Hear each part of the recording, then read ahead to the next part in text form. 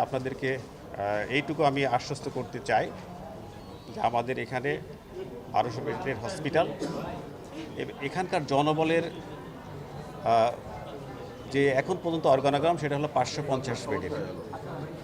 এই 550 বেডের হসপিটালে অর্গানোগ্রাম নিয়ে যদিও অনুমোদিত 1200 বেড, আমরা প্রতিদিন ইনডোরে 2500 থেকে 3500 রোগীকে আমরা সার্ভিস দিচ্ছি এবং আউটডোরে গড়ে প্রতিদিন 7000 পেশেন্টকে সার্ভিস দিচ্ছি। আমরা আমাদের ডেলি রুটিন ওয়ার্ক ছাড়াও বিশেষ ব্যবস্থাপনায় আমরা বিকালে শিফট চালু করেছি, যেখানে বিকালে প্যাথোলজি থেকে শুরু করে রেডিওলজি থেকে শুরু করে সকল প্রয়োজনীয় ইনভেস্টিগেশন এখানে করা হচ্ছে। আমাদের নিজস্ব ব্যবস্থাপনায় আমরা করছি আমাদের সীমিত জনবল নিয়ে। আমাদের এখানে রুগীর চাপ ক্রমান্বয়ে বেড়েছে, এখনও বাড়ছে। আমাদের এখানে পেশেন্ট সুদূর কুষ্টিয়া, ঝিনাইদহ, পাবনা, সিরাজগঞ্জ, চাঁপাইনবাবগঞ্জ, নওগাঁ, জয়পুরহাট সহ আশেপাশে সকল জেলা থেকে কিন্তু পেশেন্ট এখানে আসে। এই পেশেন্টগুলোকে আমরা নিয়মিত চিকিৎসা দিয়ে যাচ্ছি। এই পেশেন্টগুলো যখন আসে তখন অনেকেই কিন্তু খুব ক্রিটিক্যাল কন্ডিশনে আসে।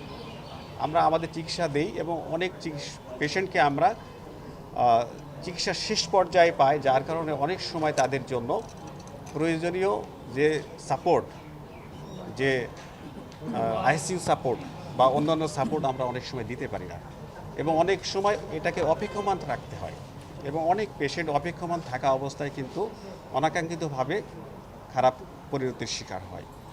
তারপরে আমাদের যে সীমিত জনবল, এই জনবল নিয়ে আমরা আমাদের সর্বোচ্চ চেষ্টা করে যাচ্ছি এবং এই চেষ্টা জারি থাকবে। আমরা এই হসপিটালে সর্বোচ্চ সেবা দেওয়ার জন্য বদ্ধপরিকর। আপনাদের সহযোগিতা নিয়ে, আপনাদের পরামর্শ নিয়ে আমরা এই হসপিটালে সর্বোচ্চ সেবা দিতে দৃঢ় প্রতিজ্ঞ। মাননীয় প্রধানমন্ত্রীর যে ভিশন স্বাস্থ্য খাতে, আমরা সেটাকে পূর্ণভাবে পরিপালন করার জন্য আমরা নিরলসভাবে কাজ করে যাচ্ছি এবং আমাদের এই চেষ্টা অব্যাহত থাকবে।